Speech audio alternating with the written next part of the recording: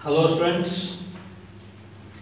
हम लोग electric field का स्टडी कर रहे थे और इलेक्ट्रिक फील्ड के इंट्रोडक्शन के बाद उसके डेफिनेशन डिस्कशन के बाद हमने बहुत सारा ऑब्जेक्टिव टिप्स डिस्कस किया था। At least 30 to 35 numerical objective direct आप सॉल्व कर सकते हैं उन सब टिप्स को स्टडी करने के बाद। बट अब आज का क्लास हमारा फोकस हो रहा है numerical lecture on electric field. ये भी न्यूमेरिकल ऑब्जेक्टिव ही होगा, बट उसका और इसका नेचर में अंतर क्या है, इसमें कैलकुलेशन हमें करना पड़ेगा और वो सब सारे स्टैंडर्ड रिजल्ट की तरफ डिस्कस किया गया था। इसमें हम स्टार्ट कर रहे हैं न्यूमेरिकल नंबर फर्स्ट। बोर्ड पर लिखा हुआ न्यूमेरिकल है। अब पहले इसके लैंग्वेज को अच्छे से पढ़िए, समझिए, उसके बाद हम सॉल्यूशन की ओर बढ़ रहे हैं। A portion of uniformly charged ring with linear charge density lambda। आप पढ़े थे कि किसी रिंग के चलते सेंटर पर इलेक्ट्रिक फील्ड क्या होता है, उसके एक्सियल पोजीशन पर क्या होता है। हमने बताया था सेमी सर्कल के चलते सेंटर पर कितना होता है, उसको इंटीग्रेट करके कैलकुलेट करना पड़ता है। यहां पर सेमी सर्कल नहीं दिया है, पोर्शन ऑफ द रिंग दिया है। पोर्शन ऑफ द रिंग मतलब सेमी सर्कल से भी छोटा आप सोच सकते हैं, जरूरत पड़े तो बड़ा भी सोच सकते हैं। A portion of uniformly charged ring with linear charge density lambda and having radius small letter a forms the angle 60 degree on the centre. मतलब आप ऐसे सोचें कि ये रिंग है और ये रिंग का पार्ट 60 डिग्री का एंगल सेंटर पर बना रहा है। Late us consider this angle is theta alpha, जो भी आपको मानना है कंसीडर कर सकते हैं। इसका बाइसेक्टिंग पॉइंट इमेजिन आप करें तो ये यूनिफॉर्मली चार्ज है, पॉजिटिव या नेगेटिव कुछ भी हो सकता है। हमने पॉजिटिव चार्ज लिया है। पॉजिटिव चार्ज होने की वजह से net electric field downward direction में होगा। नेट इलेक्ट्रिक फील्ड किधर होगा? डाउनवर्ड डायरेक्शन में। क्यों होगा डाउनवर्ड डायरेक्शन में? आप इसको अच्छे से सोचिए। डाउनवर्ड डायरेक्शन में इसलिए होगा क्योंकि यहां पर +1 कूलम का चार्ज ले रहे हैं। हमने कहा था जहां पर इलेक्ट्रिक फील्ड कैलकुलेट करते हैं वहां per unit positive test charge रखते हैं। तो +1 कूलम का चार्ज रखेंगे तो प्लस प्लस से रिपल्सन होगा। और कंपोनेंट के द्वारा हमने समझाया था प्रीवियस क्लास में कि x कंपोनेंट कैंसिल हो जाता है और ओनली y कंपोनेंट ही रह जाता है। इंटीग्रेशन करने के बाद एक स्टैंडर्ड रिजल्ट जो इसके लिए आता है वह स्टैंडर्ड रिजल्ट ये है, E = k0 lambda by a sine alpha by 2। आपको याद होगा कि जब सेमी सर्कुलर रिंग के लिए लिखे थे तो सेमी सर्कुलर रिंग के लिए आया था value k0 lambda by a। आप थीटा एंगल के लिए अगर प्रूफ करेंगे, यहाँ पर अल्फा बाई 2 हमने लिखा है, अगर थीटा है तो यहाँ थीटा होगा, अगर वहां अल्फा लेंगे तो यहाँ भी अल्फा होगा।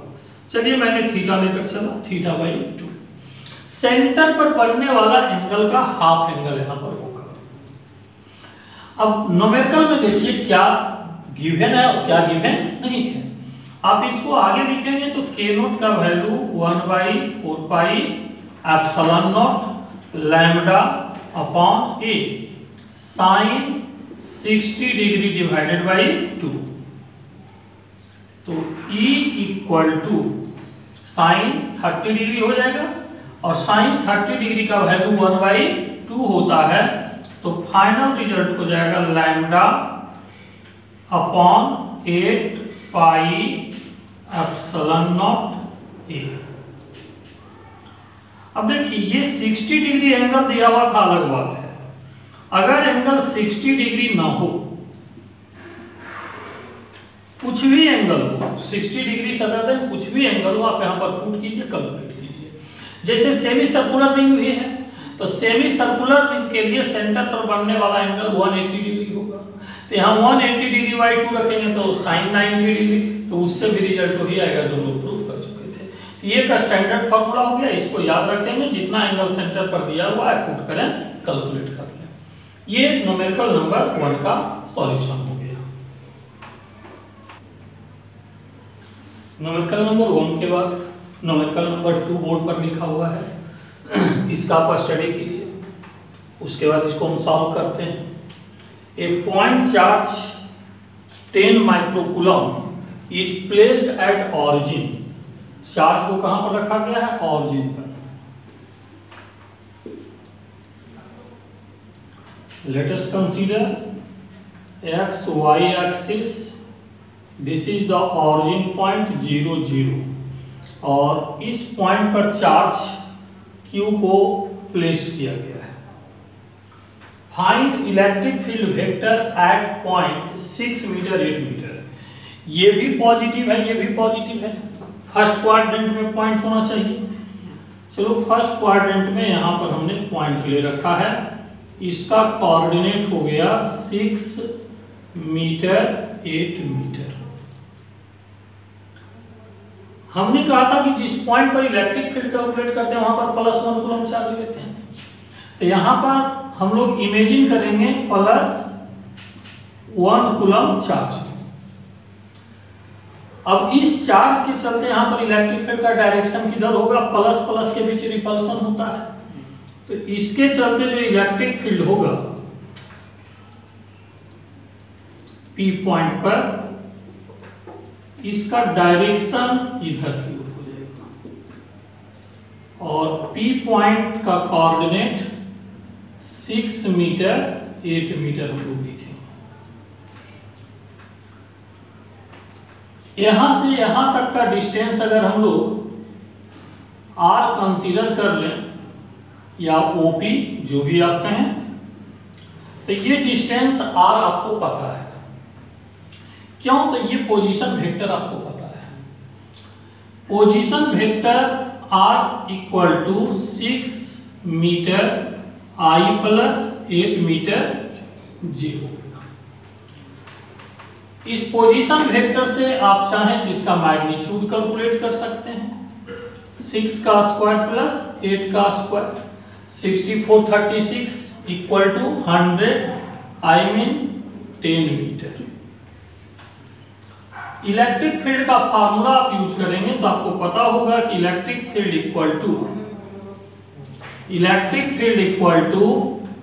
K0q/r²। But this formula is in scalar form. ये फार्मूला स्केलर फॉर्म में है, and we have to answer in vector form. यहां पर लिखा हुआ है electric field vector, electric field नहीं, electric field vector. It means we have calculate the electric field in vector form, and vector form के लिए हमें क्या करना होता है? To put up the direction. Electric field का डायरेक्शन जो यहां पर आप दिखला रहे हो, उसको वेक्टर के फॉर्म में रखना है। आप वेक्टर चैप्टर से जानते हैं कि दो वेक्टर जो पैरेलल होता है उसका यूनिट वेक्टर सेम होता है। इलेक्ट्रिक फील्ड का डायरेक्शन वही है जो इस पोजीशन वेक्टर का है, तो जो यूनिट वेक्टर इसका होगा वही यूनिट वेक्टर इलेक्ट्रिक फील्ड का होगा। तो यहां पर इलेक्ट्रिक फील्ड का डायरेक्शन यूनिट वेक्टर r के डायरेक्शन में होगा। ये डायरेक्शन को रिप्रेजेंट कर रहा है और ये वैल्यू मैग्नीट्यूड को रिप्रेजेंट कर रहा है। कूलम्स फोर्स में भी इस तरह का सिचुएशन हमने डिस्कस किया होगा। ये मैग्नीट्यूड हो गया और ये डायरेक्शन हो गया। ये मैग्नीट्यूड हो गया, ये डायरेक्शन। अब यूनिट वेक्टर कैलकुलेट करने का फार्मूला आप जानते हैं, आप पुट करें, आंसर आपके सामने होगा। के नोट का वैल्यू आप चाहें तो रख सकते हैं 1/4πε0, या यूं ही रख लेते हैं के नोट के टर्म में क्यू, आर के बदले में अभी वैल्यू आगे पुट करेंगे, आर कैप के बदले में क्या लिखेंगे? Vector r divided by r. Final result k naught q by r cube, और वेक्टर आर के बदले में 6i + 8j। As I think कि सारा न्यूमेरिकल वैल्यू दिया हुआ है, चार्ज का वैल्यू भी दिया हुआ है, तो सारे वैल्यू को हम पुट अप कर लें, जो होगा वही हमारा आंसर होगा। के नोट का वैल्यू क्या पुट करेंगे, 9 इंटू 10 टू द पावर 9, और क्यू का वैल्यू क्या पुट करेंगे, 10 माइक्रोकूलम, 10 इंटू 10 का पावर -6। आर का वैल्यू 10 है, तो नीचे 10 का पावर 3 हो जाएगा, 6i प्लस 8j हो जाएगा। इसको आप मैनिपुलेट करें, देखें क्या आंसर आ रहा है।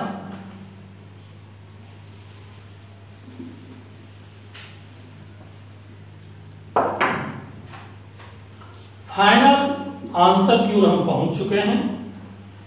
पावर को आप एक साथ कलेक्ट कर लीजिए, 10 का पावर 10 हो जाएगा इन दोनों को लेकर, अब -6 है तो इसमें से मैनिपुलेट होगा, तो 10 में से -6 गया, 10 का पावर 4 और यहाँ पर 10 का पावर 3 है, तो ये एडजस्ट करके 10 का पावर 1 बचेगा, आई मीन 9090।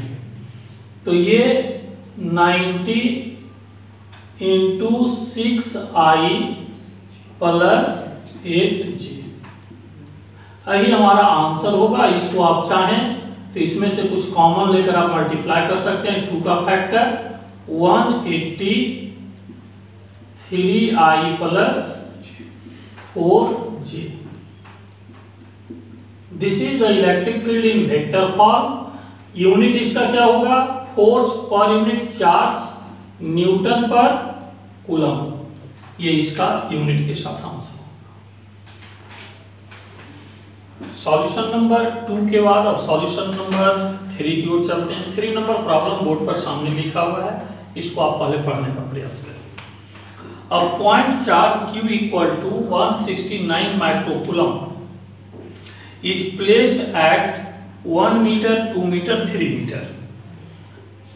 पहले प्रॉब्लम में 2 नंबर में चार्ज ऑरिजिन पर था, ये ऑरिजिन पर नहीं रखा है। कोई भी पॉइंट है, इसको हम डायग्राम में दिखा लेते हैं।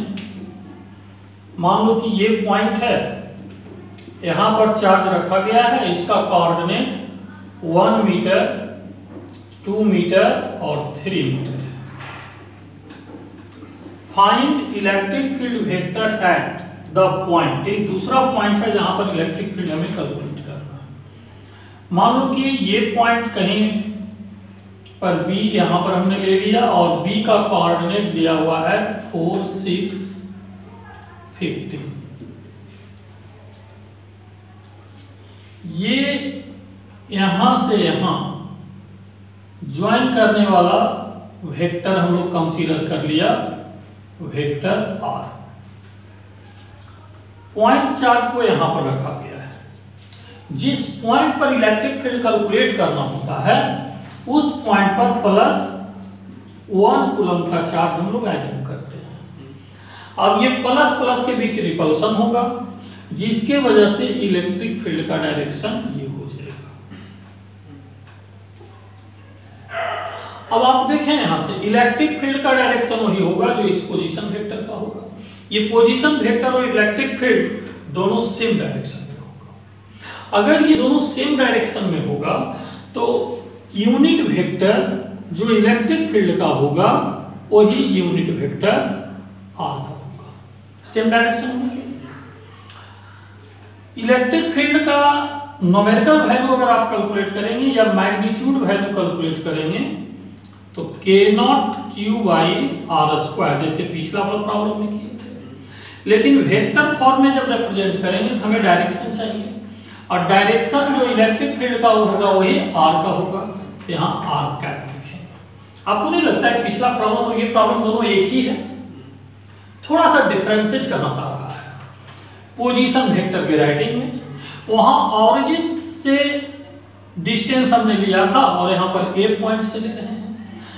अब यहाँ से इस पोजीशन वेक्टर को दिखलाने वाला जो वेक्टर होगा vector R, this vector equal to 4 - 1 i + 6 minus 2 J plus 15 minus 3 K. Vector में इस तरह का कॉन्सेप्ट आप पढ़े होंगे। यहां से पोजीशन वेक्टर हम लोग कैलकुलेट करेंगे तो 3i plus 4j plus 12k। अब इसका यूनिट वेक्टर अगर आप कैलकुलेट करेंगे तो vector divided by magnitude of vector. Magnitude of vector की बात करें तो यहां पर आप ऊपर में 3i plus 4j plus 12k divided by magnitude value. Magnitude value 3 का स्क्वायर प्लस 4 का स्क्वायर प्लस 12 का square. Then r cap equal to, ये कितना हो जाएगा देख लो आप लोग, ये 16 प्लस 9 25, 144, 169, 13 आ जाएगा। 3i plus 4j plus 12k divided by 30। ये यूनिट वेक्टर r कैप हो गया।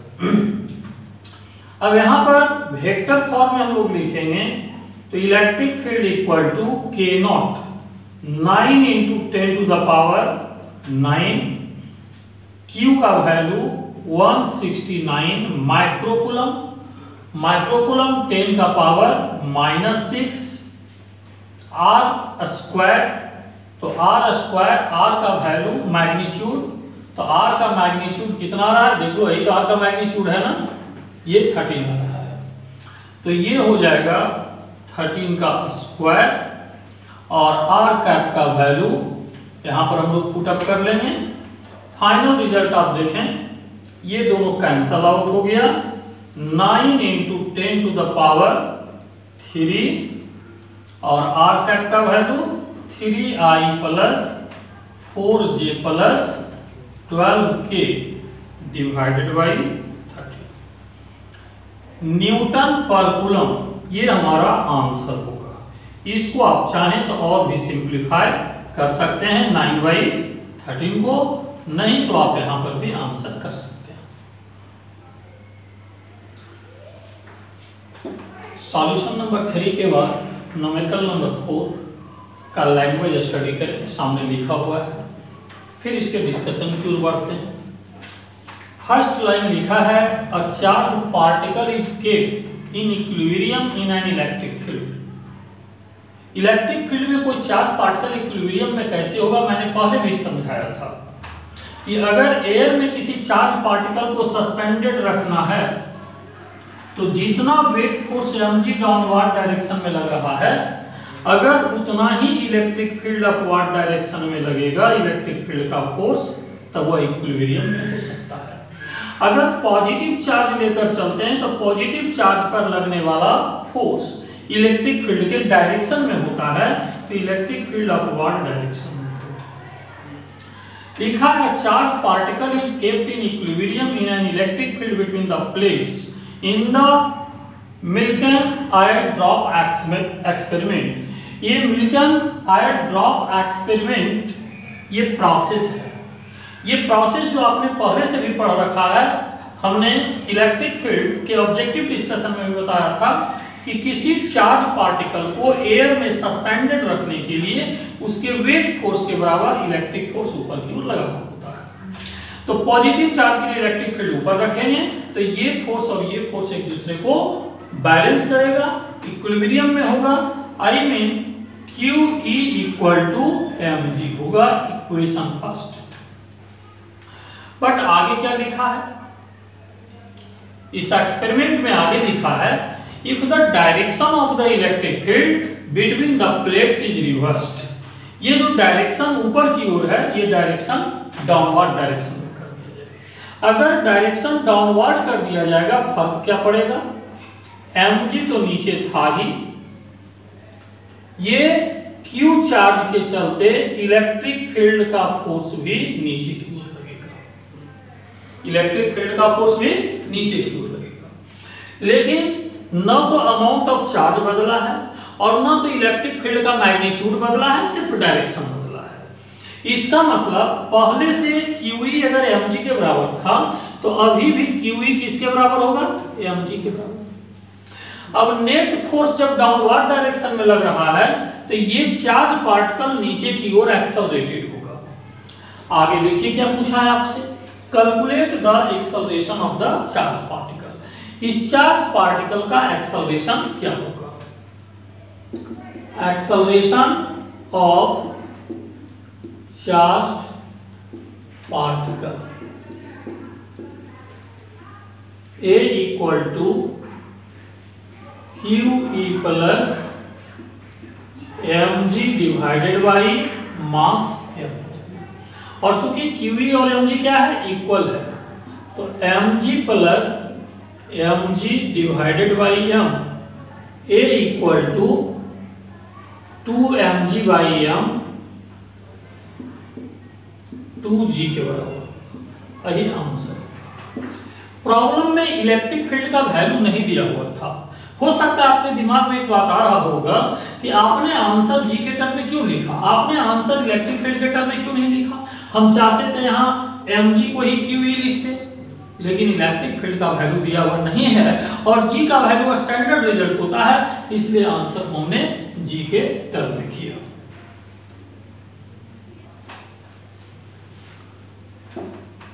न्यूमेरिकल नंबर 5 आपके सामने है, अब इसको हम लोग सॉल्व करते हैं। Calculate the electric field intensity E which would be just sufficient to balance the weight of an electron। एक इलेक्ट्रॉन के वेट को बैलेंस करने के लिए जो इलेक्ट्रिक फील्ड सफिशिएंट है उसको कैलकुलेट करना। ये तो आपके लिए बहुत आसान सा बात है, पहले भी आप पढ़ चुके हैं। अगर एक इलेक्ट्रॉन है और लगने वाला इलेक्ट्रिक फील्ड, इलेक्ट्रॉन मतलब नेगेटिव चार्ज, लगने वाला इलेक्ट्रिक फील्ड अगर वेट को बैलेंस करने के लिए जस्ट सफिशिएंट है तो weight force mg downward direction है। इलेक्ट्रिक फील्ड का डायरेक्शन भी डाउनवर्ड होना चाहिए। अब ये इलेक्ट्रिक फील्ड जब डाउनवर्ड होगा तभी तो इस पर लगने वाला force F equal to E into E ऊपर की ओर। अब कहता है ये जस्ट सफिशिएंट है इसको बैलेंस करने के लिए, तो E इक्वल टू mg होगा। तो electric field is equal to mg by E होगा। इक्वेशन नंबर फर्स्ट ये आप कह सकते हैं कि यही हमारा आंसर हो गया फर्स्ट पार्ट का। Calculate the electric field intensity E which would be just sufficient to balance the weight of an electron। Electron का मास आपको पता होता है, यहाँ पर mg by small mass of the electron आपको पता है, चार्ज ऑफ द इलेक्ट्रॉन पता है, g का वैल्यू पता है, e का वैल्यू आपको। बट आगे और क्या लिखा है, if this electric field is produced by a second electron। ये इलेक्ट्रिक फील्ड सेकेंड इलेक्ट्रॉन से प्रोड्यूस हो रहा है, located below the first one. पहले इलेक्ट्रॉन के नीचे में डाउन साइड में दूसरा इलेक्ट्रॉन लोकेटेड है।